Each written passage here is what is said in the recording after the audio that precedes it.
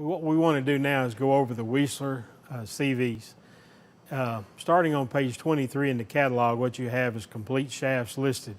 You have several CV shafts listed for batwing cutters, for balers, for several applications.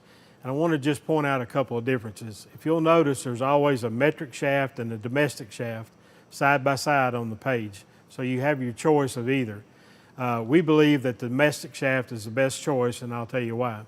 When you look at the metric, all metric shafts, the CV joint in the middle is a ball and socket.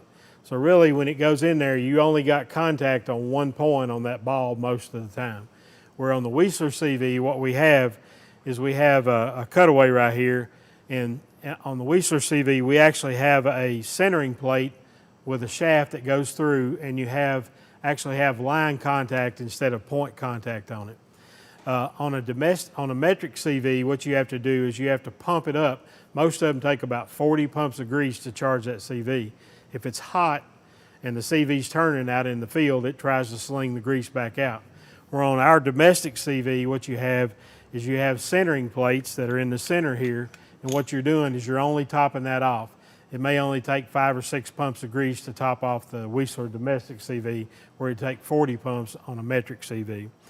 The other thing you have is you have a patenting greasing system where when we grease, actually grease from right here on the side where the cutaway is, it greases all the way through the center, greases the whole thing into the other side. So it's actually designed, there's several patents on this CV, and what we have is we have a patented greasing system on it that keeps grease through the whole CV.